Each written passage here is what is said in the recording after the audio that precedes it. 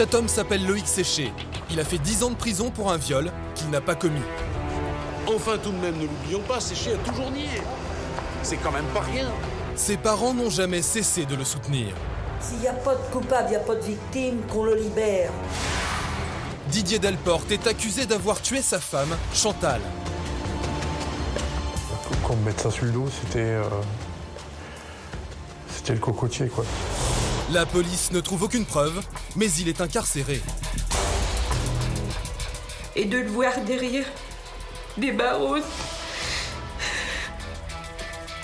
Parce que si les gens n'ont pas d'argent pour se défendre, n'ont pas une famille comme j'ai moi pour m'entourer, ben voilà, on croupit en prison pour rien. Didier Delporte, Loïc Séché, 2 erreurs judiciaires, 2 vies brisées par la justice.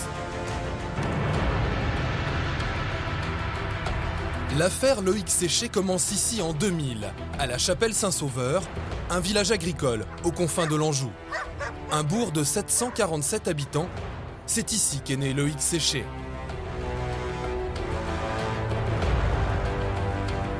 Joseph Pavie a longtemps été le maire de la Chapelle-Saint-Sauveur. Il parle de Loïc comme d'un homme vulnérable.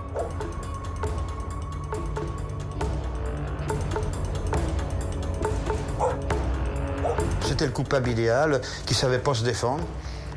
D'ailleurs, j'en ai discuté avec son ancienne institutrice qui me disait c'est le petit gamin comme il était à l'école de la Chapelle. Là. Il avait un œil qui était un petit peu, disons, différent de l'autre, et c'est souvent lui qui prenait les coups. Hein. Loïc Séché est jardinier au chômage. Pour gagner sa vie, il travaille parfois chez la comtesse, Madame Dantenaise, dans cette propriété. Jeanne Dantenaise est l'héritière d'une grande famille de la Chapelle-Saint-Sauveur. Elle connaît bien Loïc, elle aussi. Un garçon, personnalité très, très gommée, si vous voulez. Et puis, pas de travail. Il avait travaillé un peu à l'entretien d'un golf, mais je pense que, je ne sais pas pour quelle raison, il n'est pas resté. Il devait faire un petit peu la bringue avec des copains, ça c'est sûr, comme beaucoup d'entre eux. Parce qu'ici, c'est quand même, dans ce pays-ci, c'est un défaut majeur. Hein, on boit beaucoup.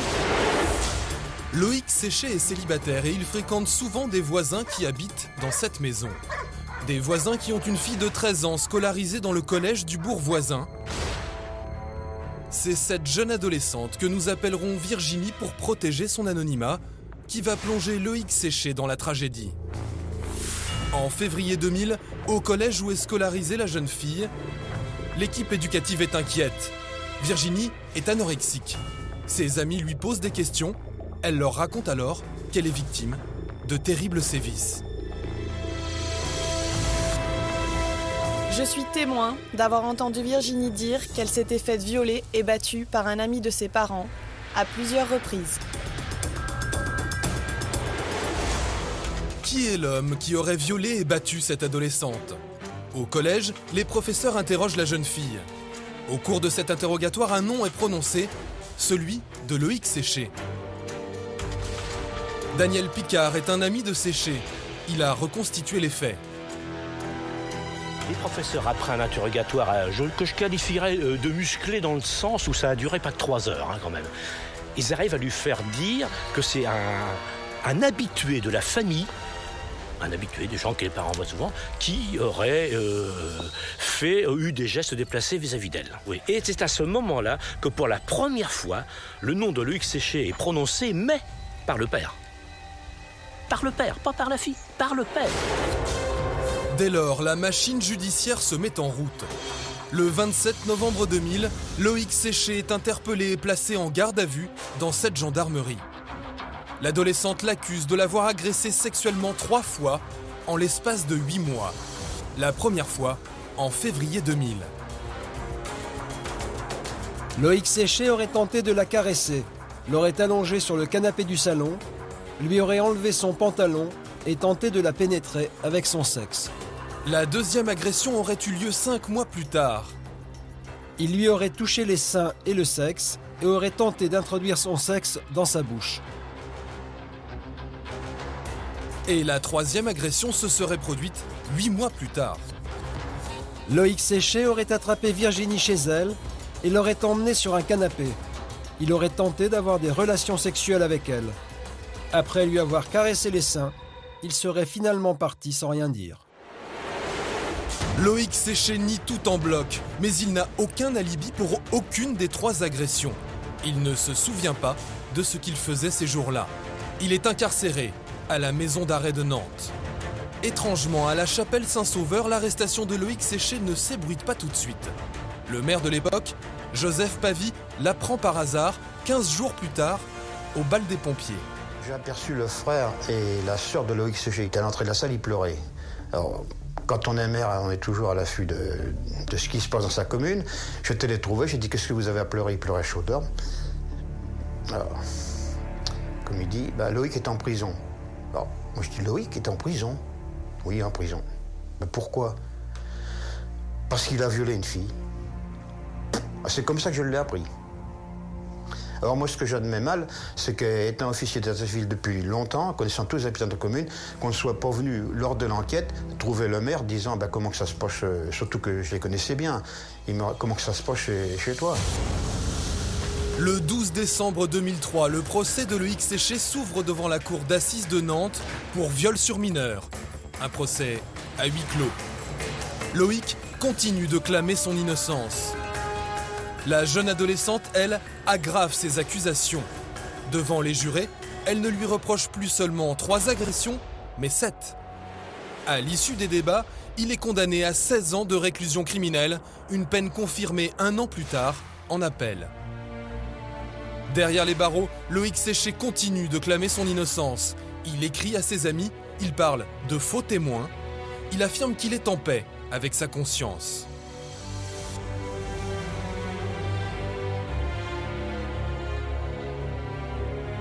Maurice Tarot est ancien conseiller régional.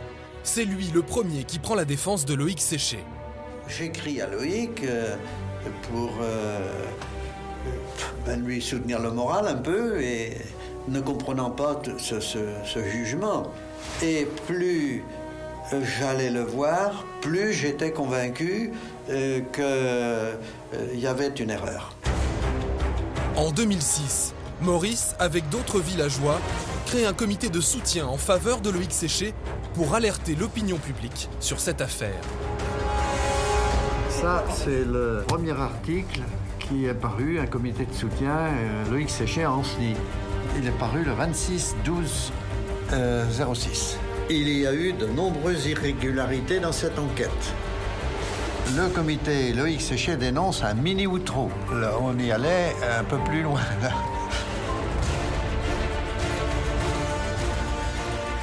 Articles dans la presse, réunions dans les salles communales, le comité de soutien se bat sans relâche pour Loïc Séché.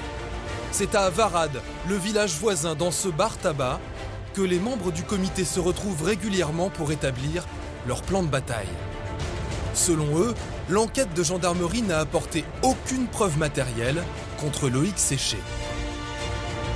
L'OPJ qui l'interrogeait lui a dit « Écoute Séché, tu ferais mieux de dire la vérité car nous avons relevé des traces de sperme sur le jean de la petite. » Et Séché a dit à ce moment-là « Mais puisqu'il y a du sperme, n'hésitez pas, je me soumets à un test ADN et je suis d'accord. » Le test ADN a eu lieu, il a signé en conséquence, on n'a pas fait de la salive, il n'a jamais eu le résultat du test ADN. Oui. Les gens savent bien qu'on a pris position très nettement. Alors il y en a qui sont venus me dire « Mais Maurice, t'as rien vu ? Et comment tu peux prendre position ?» Je dis, il n'y avait rien à voir. Si toi, tu as vu quelque chose, dis-moi. Mais personne n'a vu Loïc dans une situation condamnable. C'est au fond sur des interprétations pensées que finalement il a été condamné. C'est fou. Oui, parce qu'une dame a dit qu'elle avait vu mettre la main sur les hanches d'une jeune femme à l'occasion d'une fête locale. Moi, je faisais la psychologie de bazar, je dirais, elle en rêvait pour elle. Quand même, c'est que quelqu'un puisse être condamné à 16 ans, sans preuve, sans aveu, sans confrontation avec l'accusateur ou avec la prise dans le cas. Mais c'est horrible. Jean-Pierre Chenet est journaliste. Il a scrupuleusement épluché le dossier judiciaire de Loïc Séché et il y a trouvé de nombreuses incohérences. Il suffit de regarder le dossier et on s'aperçoit qu'il y a des quantités de choses qui n'ont pas été faites pour rechercher la vérité. Il y a des choses surprenantes qui ont été complètement oubliées comme cela. La chose la plus surprenante, l'expertise du médecin qui a examiné la jeune fille. D'après son rapport, elle est toujours vierge. Et ce ne serait pas la seule incohérence. Il n'y a jamais eu de reconstitution qui aurait permis de vérifier la véracité de ce qui était proposé comme agression. Et on aurait sans doute peut-être vu que certaines agressions posaient des questions. Cette affaire divise le village en deux. Ceux qui croient en la culpabilité de Loïc Séché et ceux qui le défendent, allant même jusqu'à mettre en avant une cabale contre l'accusé. Pour le comité de soutien, certains pourraient trouver un intérêt dans la condamnation de Loïc Séché. Le dessous de cette histoire est digne d'un roman de Marcel Pagnol. Daniel Picard veut nous montrer un bien que Loïc Séché possède et qui attiserait toutes les convoitises. Une source. Ça, c'est la mine d'or de Loïc Séché. Et il en est tout à fait conscient, il en a toujours été conscient, que cette source a été, je dirais, la jalousie et l'envie de beaucoup de monde. Pour un arboriculteur, l'eau, c'est la vie. Et quand on a une source aussi inépuisable, ça fait des envieux. Cette source aurait-elle causé la perte de Loïc Séché ? La parcelle qui est en face de sa source appartient à un arboriculteur, un élu local. Ce fut la première personne qui est allée voir Loïc quand il était en préventive pour lui dire « Et maintenant que tu es en prison, que fais-tu de tes terres ?» À la chapelle Saint-Sauveur, l'affaire Loïc Séché alimente les querelles. Sur la place du village, dès que nous évoquons le nom de Loïc, beaucoup se détournent. Le sujet est tabou. Les villageois n'acceptent de nous parler que sous couvert d'anonymat. Et qu'on s'approche et qu'on va parler de Loïc Séché, il change de chemin, pourquoi ? Pour pas être connu, qu'on l'aime bien, qu'on défend son cas. Parce qu'ici, c'est difficile. Oui, ça divise. Ça. Et quand il a été arrêté, qu'est-ce que vous avez pensé à ce moment-là, vous ? J'ai eu du mal à y croire. Alors je dis, il y a une erreur, c'est pas ça. Il fallait bien se mettre à l'évidence après. Non, après, moi, ça m'a monté contre les autres, je peux le dire ouvertement.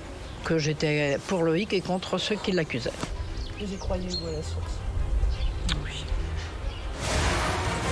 Seule la comtesse d'Antonaise, dont la famille a régné sur le village, accepte de nous parler à visage découvert. Elle nous explique pourquoi, selon elle, les gens se taisent. Ils craignent, je pense, un peu qu'en prenant position, ils risquent de se mettre à dos le pouvoir du maire. Ils n'ont pas beaucoup de courage de leurs opinions. Et alors donc, en prenant parti, ils risquent de se mettre à dos la puissance régnante. Voilà. Les gens ne veulent pas se mettre mal avec le maire d'une commune rurale. De cette histoire, je pense que c'est une histoire montée de toutes pièces. C'est mon intime conviction. Pendant ce temps, les années passent. Loïc Séché continue de purger sa peine. Il est obligé de vendre sa maison et ses terres pour payer les frais de justice et les dommages et intérêts à la victime. Mais il garde sa source. De son côté, le comité de soutien continue son combat. En 2005, il fait appel à un ténor du barreau, Maître Dupont-Moretti.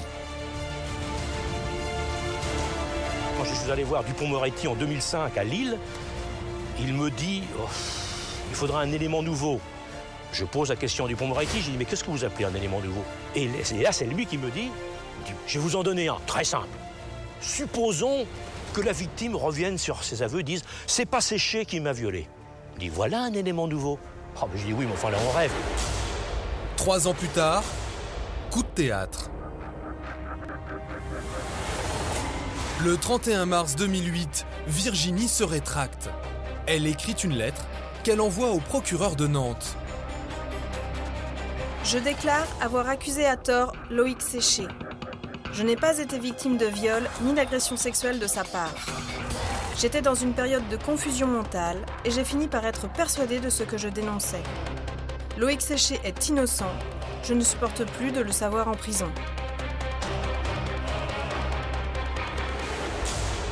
Virginie veut libérer sa conscience. Elle va voir une avocate pour lui demander de l'aide. Elle s'adresse à maître Cécile de Oliveira. Moi, ce qui me frappe, c'est son courage, hein, parce que je pense que c'est vraiment un grand courage que d'arriver à faire inverser un peu le rouleau compresseur d'une histoire judiciaire qui est aussi longue et qui est longue au regard du jeune âge de cette fille. Pour Loïc Séché, qui est depuis 8 ans derrière les barreaux, c'est un immense espoir. Son innocence va peut-être enfin éclater au grand jour. À Paris, la commission de révision se réunit au palais de justice. Les juges vont réexaminer l'affaire. S'ils pensent que la rétractation de la victime est sincère, ils convoqueront alors la cour de révision qui innocentera peut-être Loïc Séché dans quelques mois. Daniel Picard a fait spécialement le déplacement. Il est optimiste. Il espère que Loïc Séché va retrouver la liberté aujourd'hui même. Cour de casse. Je pense que cette fois-ci, ne serait-ce qu'au moins la liberté, je crois qu'on va l'obtenir aujourd'hui. Et si on l'obtient, ce sera déjà une première victoire. Maître Dupond-Moretti est au rendez-vous. C'est derrière cette porte qu'il va plaider. Une audience à huis clos. L'avocat réclame la mise en liberté de Loïc Séché et demande à la commission de transmettre le dossier à la cour de révision pour qu'elle innocente son client. L'audience dure un peu plus d'1 heure. À l'issue des débats, Maître Dupond-Moretti ressort, la mine défaite. La commission refuse la mise en liberté de Loïc Séché et se donne 1 mois de réflexion pour savoir si elle transmet le dossier à la cour de révision. Ah, attendez, moi je ne veux pas croire, je ne peux pas croire que dans un dossier comme celui-là, la commission ne nous donne pas satisfaction, Enfin, ce serait, mais moi je le dis, une injustice, mais totale. Séché est condamné parce que cette jeune fille l'accuse, cette jeune fille dit aujourd'hui, mais je m'en veux de l'avoir accusé, il est innocent. Mais qu'est-ce que vous voulez de plus? Mais qu'est-ce qu'on peut faire de plus? Si on n'a pas de doute là, alors le doute est mort. Fait rarissime, l'avocate de la victime plaide elle aussi en faveur de l'accusé. Et je pense que la rétractation sur plusieurs mois d'une personne est un élément essentiel s'agissant d'un crime dans lequel il n'y a pas de témoin et suffisant à mon sens pour qu'il y ait un doute et qu'il y ait une révision. C'est le point de vue que je défends, mais je le défends vraiment fortement. C'est très important pour moi qu'on tienne compte de ce qu'une personne dit quand elle met hors de cause quelqu'un. Sur plusieurs mois, ça a pour moi beaucoup de poids et en tout cas, vraiment plus qu'une accusation par une enfant.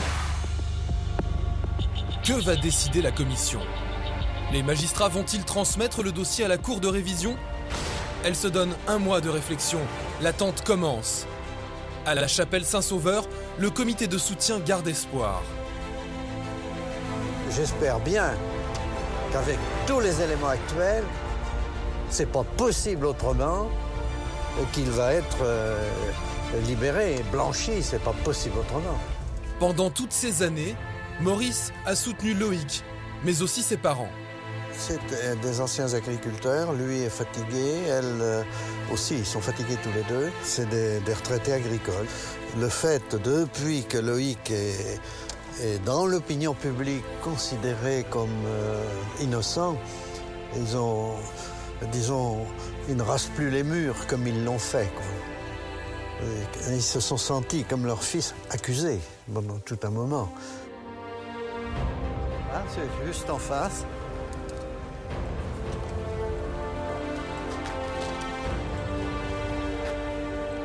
C'est dans cette petite maison que vivent Joseph et Marie-Louise Séché. C'est la première fois qu'ils acceptent de parler du drame qui a brisé leur vie. Ils viennent de recevoir une lettre de leur fils. Non, c'est la dernière parce que c'était le jour de son anniversaire. J'ai lu avec attention ton écrit sur mon affaire que tu compares à Manon des Sources. Tu es dans le vrai. Pour moi, je suis déjà mort. Mais je plains les jeunes qui vont devoir affronter l'immoralité de ce monde. Quelle dure épreuve pour eux. Moi, je voudrais être loin de cette soi-disant civilisation qui engendre tant de misère. Qu'est-ce que la justice vous a fait? Souffrir. Qu'est-ce que vous voulez, vous? Est-ce que vous voulez qu'enfin la justice s'excuse? Tout à fait. Et qu'elle reconnaisse, s'il n'y a pas de coupable, il n'y a pas de victime, qu'on le libère. Pour des parents, c'est leur très cher souhait. Voilà. Voilà la ligne. De la prison, Loïc Séché nous a adressé un courrier. Une fois encore, il répète qu'il est en paix avec sa conscience. S'il y en a qui ne sont pas en paix avec eux-mêmes, moi je le suis. Retour au palais de justice de Paris. Après un mois d'attente, la commission va enfin rendre sa décision. Loïc Séché va-t-il sortir de prison? Son dossier va-t-il être révisé? Le verdict tombe. La commission de révision vient de décider la saisine de la cour de révision. C'est-à-dire qu'on considère qu'il y a des éléments suffisamment probants dans le dossier pour qu'on puisse envisager un nouveau procès. Mais est-ce qu'il va être libéré, Loïc? Alors il n'a pas été remis en liberté, ce qui est absolument invraisemblable. Sur quel motif? Risque de pression sur la partie civile avec une décision qui stigmatise le fait qu'elle a fabulé et que la vérité, on ne peut plus la décider. C'est une décision très très nette sur la saisine de la Cour et en même temps on maintient Séché en détention, c'est absolument invraisemblable. Absolument invraisemblable. Loïc Séché reste donc en prison. Pour Daniel Picard, c'est la consternation. J'ai rencontré ses parents il y a une semaine, j'ai déjeuné avec eux. J'ai en face de moi 2 personnes dont plus de 80 ans qui avaient un grand espoir de pouvoir passer leur Noël et leur fête de fin d'année avec leur fils. Ça va quand même faire la 8e année qu'ils passent un Noël en prison. Je ne sais pas ce qu'il faut à la Cour de cassation quand la victime ou pseudo-victime se rétracte 4 fois. Et qu'est-ce qu'il leur faut de plus comme preuve pour pouvoir mettre quelqu'un en liberté? La justice française est une vieille dame indigne qui n'a pas de marche arrière, elle est comme les avions. C'est très difficile quand on veut libérer quelqu'un et qu'on n'a personne à mettre à la place. Dans l'affaire de Loïc Séché, on n'a pas accusé à mettre à la place pour la bonne raison, c'est qu'il n'y a pas eu de viol. Combien de temps Loïc Séché va-t-il encore rester emprisonné? Pour son comité de soutien, une nouvelle attente commence. C'est quoi ce combat pour lui, Maurice? Pour la justice. C'est ne pas dire... à partir du moment où on est convaincu d'être en face d'une injustice pareille, quelqu'un condamné à 16 ans pour ce qu'il n'a pas fait. On ne peut pas rester les mains dans les poches et dire moi je m'en vais, j'ai bien de quoi passer mon temps autrement. On ne peut pas rester indifférent, qui ne dit rien consent. Donc on ne peut pas ne rien dire. Mardi 30 mars 2010, la Cour de révision se réunit enfin. Les magistrats vont-ils innocenter Loïc Séché? Gare Montparnasse, dans le TGV qui arrive à quai, le comité de soutien est venu en force. 6 hommes en colère qui espèrent connaître ce soir l'épilogue de l'affaire Loïc Séché. Enfin, on est venu là avec vraiment l'espoir de ne pas avoir besoin de s'en aller jusqu'à la Commission européenne. Qui resterait... Ne laisserait pas tomber. On ne peut pas laisser tomber. Le dossier est déjà prêt pour la Cour européenne. On y va? On y va. On y va. Pour ces hommes, c'est peut-être la fin d'un long combat. Des années d'efforts et de travail, simplement pour réparer une injustice. C'est ici, à la Cour de cassation, que l'audience va se tenir. Dans la salle des pas perdus, Maître De Oliveira, l'avocate de la jeune fille, est venue, cette fois encore, sans sa cliente. Aujourd'hui, la jeune fille n'est pas avec vous, en tant que partie civile. Non. Pourquoi?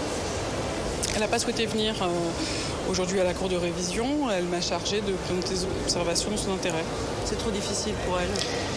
Oui, et je pense que c'est la confrontation directe avec la justice, compte tenu de sa situation, sera extrêmement difficile. Maître Dupont-Moretti, l'avocat de Loïc Séché, va demander l'annulation de la peine de son client. 14h, les portes de la salle d'audience s'ouvrent, la presse et le public sont autorisés à rentrer. Tout le monde va découvrir le visage de Loïc Séché. L'homme qui clame son innocence en prison depuis 10 ans, c'est lui. Au bout de quelques minutes, photographes et caméras sont priés de quitter la salle. L'audience va commencer. Elle va durer 3 heures. Cette fois, l'avocat général requiert la suspension de la peine. Loïc Séché va être libéré. Reste à savoir quand. Mais pour l'instant, il n'est toujours pas déclaré innocent. La cour va décider si oui ou non, elle lance un nouveau procès. Invité à s'exprimer, Loïc Séché dit simplement « Je serai très court. Depuis le 27 novembre 2000, j'ai toujours clamé mon innocence. J'espère que vous l'entendrez aujourd'hui. Quant à Virginie, je souhaite qu'elle se reconstruise. » C'est sur ces mots que l'audience se termine. Maître Dupond-Moretti est satisfait. Loïc Séché va retrouver la liberté. Mais quand ? Ceux qui veulent objectivement, scrupuleusement, minutieusement examiner le dossier ont évidemment le sentiment que cet homme a été condamné à tort. Il en est aujourd'hui à 2641 jours de prison. L'avocate de Virginie est satisfaite, elle aussi. Je souhaite bien évidemment que cette décision soit une décision qui mette un terme à des souffrances. Maurice, lui, appelle sa femme à Varade. Ah oui, parce qu'elle doit avoir des coups de fil en pagaille. Comment ? Oui, Monique ? Maurice, là, on sort, dis donc, on sort. Ça a été beaucoup plus long, alors finalement, décision favorable. À Luc. Non, c'est aussi bien. Qui pense encore que c'est aussi bien qu'il ne sorte pas ce soir comme on est prêt. Mais il va sortir rapidement maintenant. C'est une libération qui va se faire dans les semaines qui viennent. Moi, j'en demandais pas plus, quoi. Et ça, quand vous l'avez entendu, ça vous a fait quoi ? Ça nous a fait plein de bonheur. Hein. Vous êtes ému ? Non, mais enfin, un peu quand même. Allez, vous êtes heureux ? Ah bah oui, très heureux. C'est le grand jour quand même, pour voilà, Loïc. Voilà. Et pour ses parents surtout. Pour ses parents, pour Marie-Louise et Joseph, non ? Oui. Vous avez pensé à eux tout le temps ? Tout le temps. Vous êtes ému là.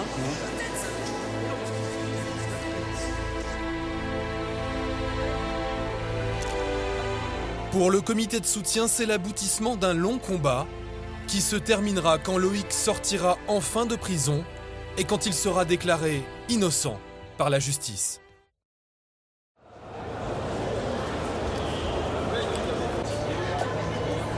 « 15 jours plus tard, la cour de révision se réunit pour la dernière fois. Va-t-elle, oui ou non, libérer enfin Loïc Séché et va-t-elle l'innocenter purement et simplement ou organiser un nouveau procès ? Il est libre, mais il doit comparaître devant des juges alors que le parquet général et la plaignante souhaitaient qu'il n'y ait pas d'autre procès. Enfin voilà, la cour de révision a du mal à réviser. Moi je suis à la fois ravi parce qu'il recouvre la liberté et extrêmement déçu parce qu'on a un mal fou dans ce pays à reconnaître que la justice a pu se tromper. Or elle s'est trompée au moins à 2 reprises en ce qui concerne Loïc Séché.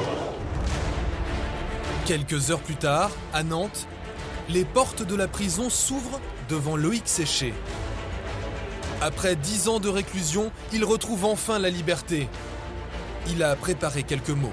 Je veux que ma vie puisse se poser dans les meilleures conditions. Le sort s'étant acharné sur moi, je veux mettre ma liberté sous contrôle judiciaire, à préparer mon 3e procès afin que la justice m'innocente. Aujourd'hui, Loïc Séché n'a qu'un seul but, que la justice reconnaisse son innocence pour lui, mais aussi pour ses parents.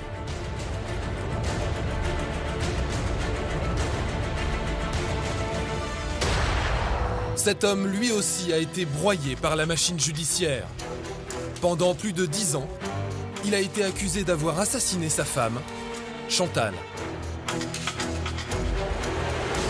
J'étais longtemps à me demander, allez, c'est bon, tu vas te réveiller, c'est un cauchemar, t'es dans ton lit ou... Et mais non, c'est pas un cauchemar, et vous êtes dedans, et quand ça vous arrive, j'ai du mal à admettre ce qui m'arrivait.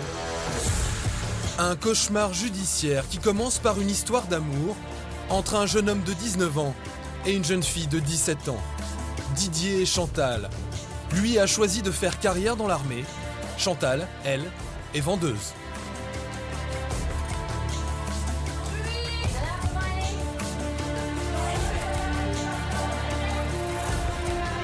Un petit couple sans histoire qui se marie le 5 septembre 1992 à Péranchy, dans le nord de la France.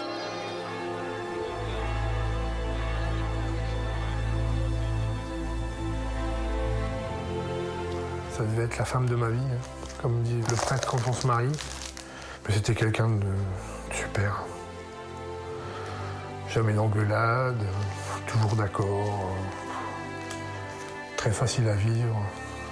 Elle avait fait beaucoup de sacrifices pour moi parce que le jour où j'ai décidé de m'engager, elle m'a dit, on en a parlé, j'ai dit, tu sais, je vais peut-être être amené à quitter la région, à muter à droite à gauche, l'armée c'est ça quoi.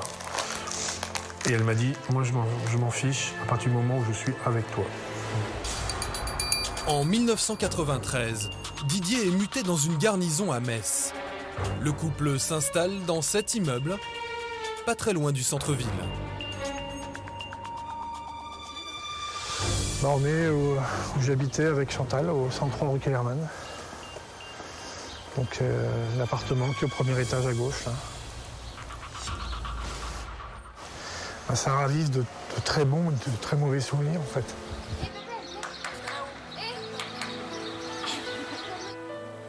Les jeunes mariés vont vivre 5 années dans cet appartement. 5 années de bonheur. Ce jour-là, ils fêtent leur anniversaire de mariage.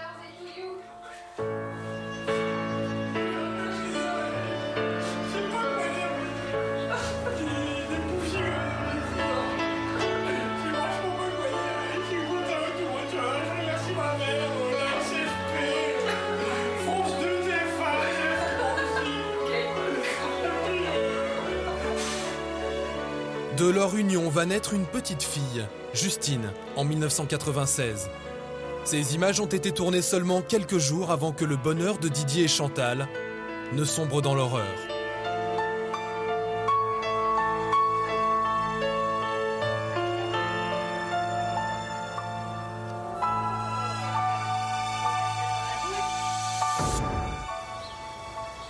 C'est un endroit où j'ai passé de très bonnes années et où malheureusement c'est mal terminé, quoi. Le 2 mars 1998, Chantal est retrouvée sauvagement assassinée de 26 coups de couteau, le corps calciné, dans la cave de son immeuble.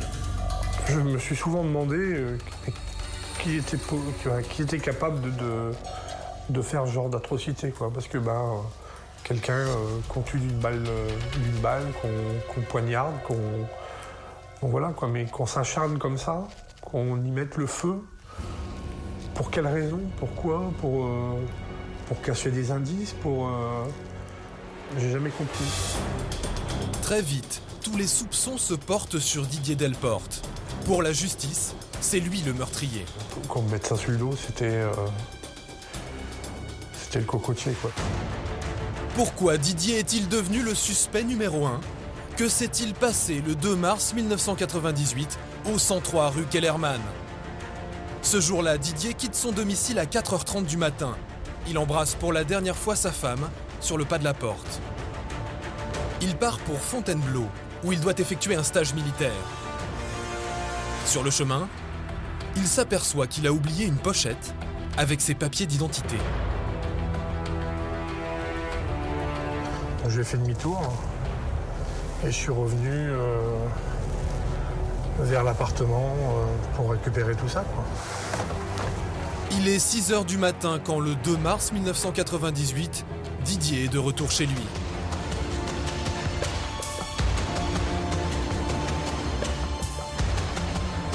Et je monte tout de suite à l'appartement et Chantal n'y était pas, il y avait le chien. J'ai fait le tour vite fait de l'appartement. Où est Chantal? Didier est inquiet. Il fait le tour de l'appartement et découvre sa petite fille de 15 mois qui dort profondément dans sa chambre. Le chien est là aussi, mais Chantal, elle, est introuvable. Où peut-elle bien être?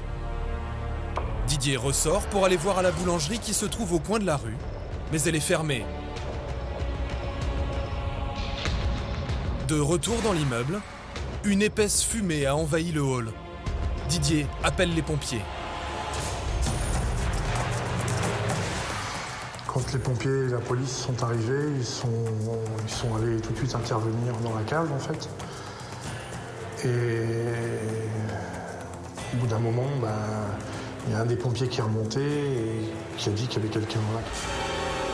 Les pompiers parlent du corps d'une jeune fille en train de se consumer dans la cave. Serait-ce le corps de Chantal? Donc, tout de suite, j'ai couru pour voir ce qui se passait.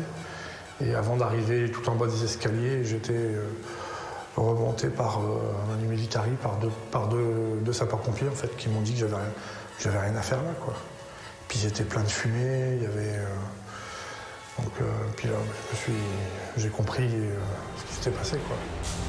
Le médecin légiste dépêché sur les lieux dénombre 26 plaies à l'arme blanche. Il note que le corps a été arrosé de white spirit et qu'il est en partie calciné. Chantal gît face contre terre. C'est un médecin qui est venu me voir après en me disant que c'était bien mon épouse qui était à la cave et qu'elle était décédée, quoi. Mais les conditions dans lesquelles elle était décédée, je l'ai appris que beaucoup plus tard, quoi. C'est cette porte qui est là-bas? Ouais. Vous pouvez pas aller jusque là-bas. Déjà, venir ici...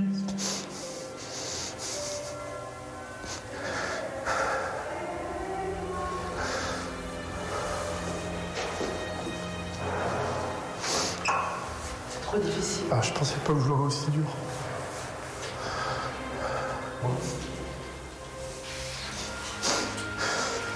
C'est la première fois depuis le drame que Didier revient ici.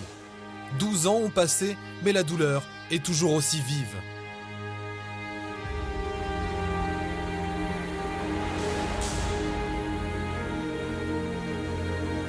Alors que s'est-il passé ce jour-là? Qui a tué cette jeune maman? C'est la police criminelle de Metz qui est chargée de l'enquête. Les enquêteurs font une perquisition dans l'appartement de Didier et Chantal. À l'intérieur, ils ne trouvent aucune trace de lutte, ni de sang. Les enquêteurs demandent ensuite à Didier de les suivre au commissariat central. C'est là qu'ils m'ont emmené. Ouais. Et c'est là que le calvaire il se poursuit, quoi, parce que au début c'était très compatissant, très gentil, Puis bon, bah après, on vous interroge une première fois, puis là après on vous met dans une cellule, et là on veut enlever votre ceinture, enfin voilà. Puis là, bah, on n'est pas plus bête que les autres, on a déjà vu des films à la télé avec des gardes à vue, puis on se dit mince, c'est moi la victime dans ce coup-là, c'est pas à moi qu'on va enlever les lacets, je crois bien. Pendant 36 heures, les policiers interrogent Didier sur son emploi du temps. Les hommes de la police criminelle veulent savoir pourquoi il a fait demi-tour ce matin-là. Moi, j'étais dans le gaz, complètement dans le gaz. Et à la fin de la première garde à vue, vous avez le commissaire qui vous tape dans le dos, dit allez Didier, faut être fort pour elle, pour votre petite fille, faut être fort. C'est d'hypocrisie complète, quoi. Didier est remis en liberté, mais les investigations se poursuivent. Tous les occupants de l'immeuble sont interrogés, ainsi que les proches de Didier et Chantal.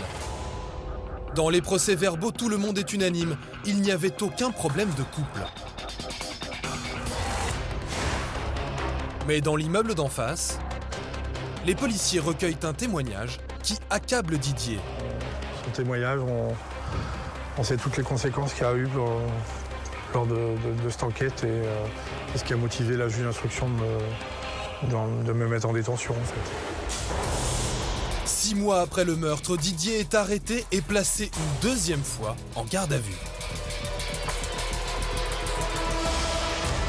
Et là, 6 mois plus tard, c'était beaucoup plus violent. Enfin, il voulait me faire avouer. Il disait, on a vérifié, on a mis tes parents sur écoute. Alors, il prêchait le faux pour savoir le vrai, en fait. Ils m'ont même dit, t'avais une maîtresse, alors que c'était faux, quoi. Mais quand vous entendez ça de leur bouche et quand vous connaissez votre vie, quand vous savez que vous êtes un mari attentif, vous êtes prévenant, ça fait mal et à la fois c'est douloureux, puis vous avez de la rancœur vis-à-vis de ces gens parce qu'ils se permettent de vous salir et de salir la mémoire de votre femme pour juste arriver à leur fin. Outre le témoignage du voisin qui l'aurait vu le matin du meurtre, un autre élément accable Didier. Des traces de white spirit retrouvées sur ses mains. Didier clame son innocence, mais pour la police, son sort est scellé. Il est transféré au centre de détention de Queuleux, à Metz. Pour sa défense, il fait appel à une grande avocate pénaliste de Lille, Blandine Lejeune. Elle va démonter les 2 éléments à charge en commençant par les traces de White Spirit. Lui, la trace sur les mains de White Spirit, il l'explique, il dit « moi je suis descendu », il est descendu. Or l'expert dit qu'effectivement ça peut être des émanations. Et d'ailleurs, il a du White Spirit, il a des traces légères de White Spirit sur certains de ses vêtements. Il est descendu dans la cave, donc les simples émanations de White Spirit. Il a touché la rampe pour descendre, il a pris le trousseau de clés. Quand les pompiers ont ramené le trousseau de clés, il a ramassé le trousseau de clés. Donc autant d'éléments qui peuvent laisser supposer que ces traces significatives, qui étaient des traces très légères de White Spirit, ont pu être occasionnées à ce moment-là. Quant aux voisins qui auraient vu Didier à l'heure du meurtre, pour Maître Lejeune, son témoignage est loin d'être probant. Et le témoin à charge, enfin c'était du grand n'importe quoi. Il décrivait une tenue, alors je ne sais plus si c'était polo jaune, jean clair, il est en jean noir et en pull. Enfin rien ne correspondait, rien. En creusant l'affaire, l'avocate découvre très vite de nouvelles pistes qui ont à peine été explorées par les enquêteurs. D'abord, le témoignage de 2 femmes de l'immeuble d'en face. Elles racontent que quelque temps avant le meurtre, elles ont reçu dans leur boîte aux lettres des revues porno avec des simulations de scènes de crime. Une piste qui n'a pas été suivie. Deuxième indice, une touffe de cheveux avec 2 ADN inconnus a été retrouvée près du corps de Chantal. À qui appartiennent ces cheveux? Le mystère demeure encore. Que je sois coupable ou innocent, avec le recul, je suis persuadé qu'ils n'en ont rien à fiche. Eux, ce qu'ils veulent, c'est mettre classé sur le dossier, hein, et puis voilà, quoi, au suivant. Après 1 mois de détention, Maître Lejeune parvient à faire libérer Didier Delporte, mais il reste inculpé du meurtre de sa femme. Il repart vivre chez ses parents dans le nord de la France, avec sa petite fille de 15 mois. Avec cette mise en examen, sa carrière militaire est brisée. Il trouve un emploi de chauffeur de bus.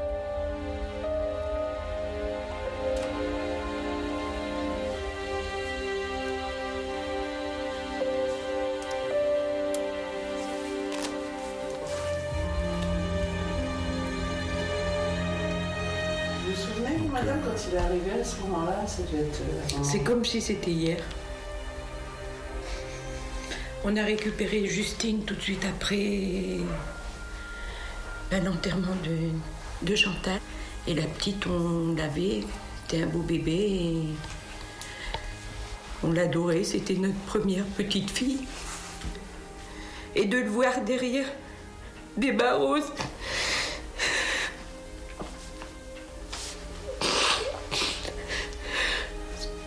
De se voir fouiller, de voir toute notre vie est allée au grand jour, aussi bien pour eux que pour nous.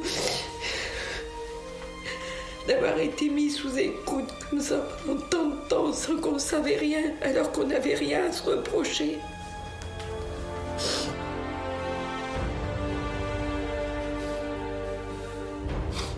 Ma belle-fille, c'était comme ma fille. Elle était toujours souriante, toujours joviale. Combien de fois j'adorais, je l'adorais de toute façon. Je plaisantais avec. Aussi, c'était une fille idéale. Jamais personne n'aurait imaginé que cette jeune femme puisse disparaître d'une façon aussi tragique.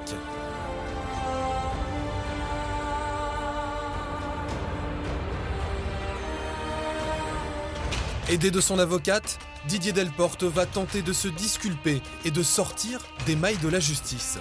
Ensemble, ils vont essayer de trouver le meurtrier. Il y a eu 6 mois de recherche, ils m'ont arrêté, ils avaient leur coupable. À partir de là, tout ce qui a été fait, c'est de notre propre fait. Toutes les analyses qui ont été faites, c'est Maître Lejeune qui a demandé à la juge d'instruction les différentes procédures. On épluchait les faits divers sur la région et même au-delà de la région. Et dès qu'il y avait effectivement une ressemblance, je demandais à ce qu'on compare les ADN. Puisqu'on avait des ADN en mélange. Jusqu'au dernier moment, juste avant l'audience d'assises, j'ai demandé effectivement à ce qu'on compare les ADN retrouvés dans la cave avec les ADN de ces 2 marginaux qui ont assassiné le petit Valentin. L'affaire du petit Valentin. C'était en août 2008, à Lagnieu, près de Lyon. Un couple de routards, Stéphane Moitoiret et Noëlla Ego, assassinent Valentin, 11 ans, de 44 coups de couteau. Un mode opératoire qui ressemble au meurtre de Chantal. Maître Lejeune demande à ce que leur ADN soit comparé à ceux retrouvés près du corps de la jeune femme. Ils ne correspondent pas. Ça a été fait. Il se trouve que c'était pas les leurs. Les années passent, aucun coupable n'est jamais retrouvé. Pour la justice, Didier est toujours le meurtrier de sa femme, mais il reste un problème, le mobile. Pourquoi aurait-il tué Chantal ? On a passé des années d'instruction à enquêter sur un mobile. Il fallait qu'on trouve un mobile. On avait un meurtre, on avait un assassin, il manquait un mobile. Donc la juge a instruit tous azimuts pour trouver un mobile. Jusqu'à... Et c'est écrit noir sur blanc, donc c'est pas moi qui me fais des films.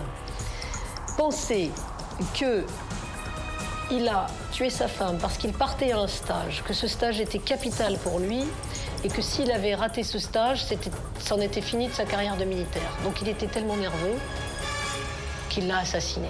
Voilà. C'est écrit noir sur blanc. Je vous assure, c'est écrit noir sur blanc. Le 8 février 2009, 11 ans après les faits, Didier Delporte est jugé par la cour d'assises de Metz pour le meurtre de sa femme. Pour lui, c'est la descente aux enfers. C'est quelque chose qui me terrifiait, quoi. Parce qu'imaginez, j'ai perdu ma femme, je perdais ma fille, c'était la femme tout. Au terme de 5 jours d'audience, l'avocat général demande 20 ans de prison contre Didier Delporte. Et une des thèses de l'avocat général aux assises, c'était de dire, bah oui, elle a dû le rabaisser, ou elle a dû le regarder d'un air qui lui plaisait pas. Enfin, c'était du grand guignol, excusez-moi, hein, franchement, de penser qu'on puisse tuer sa femme pour ça. Mais je me souviens que j'avais dit il y avait beaucoup de femmes dans le jury. Mais mesdames, faites attention à la façon dont vous regardez vos maris le soir en rentrant chez vous, parce que s'il suffit de ça pour qu'ils vous emmènent dans la cave et qu'ils vous larment d'une vingtaine de coups de couteau, qu'ils mettent le feu à votre corps et que voilà comment vous allez finir, regardez-les gentiment, hein, parce que ça fait peur quand même. Pour la famille de Didier, le procès est insoutenable. C'est une semaine que j'oublierai jamais. Une semaine inoubliable. Inoubliable. Ça nous a démoli notre santé.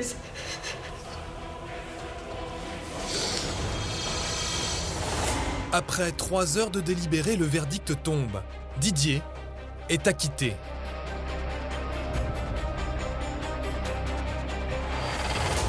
Quand on a su l'acquittement, on était tous heureux. On s'est tous pris dans les bras. Et je lui avais dit de toute façon, j'avais dit on est venu à 4, on repart à 4. Le pire c'est qu'on... Tu dois pas t'en faire, j'avais dit.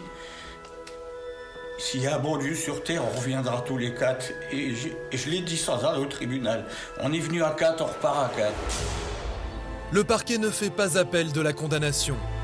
Didier est innocenté définitivement, grâce aussi au soutien financier de sa famille. Le compte exact, je l'avais fait, c'était plus proche des 30-35 000 euros qu'autre chose, quoi. Tout le monde, son frère, tout le monde a mis de l'argent. Et les premiers trucs aux avocats, on a mis de l'argent. Son frère tout de suite, son frère a fait des chèques. Ça, il peut dire toute la famille s'est mobilisée. Hein. Parce que si les gens n'ont pas d'argent pour se défendre, n'ont pas une famille comme j'ai moi pour m'entourer, ben voilà, on croupit en prison pour rien.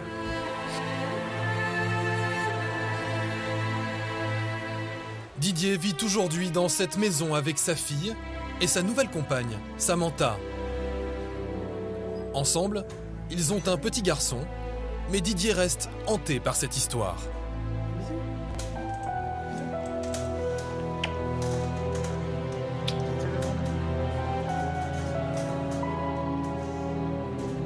Je ne revis pas à 100%, ça c'est clair. C'est quelque chose qu'on vit avec, on le cache majoritairement. Je ne veux pas dire qu'on essaie de l'enfouir, mais bon. Mais c'est vrai que quand on en parle, prend que quoi. 12 ans après le meurtre, le mystère reste entier. On ne sait toujours pas qui a tué Chantal Delporte le 2 mars 1998. Didier espère que la justice va tout faire pour retrouver enfin le meurtrier.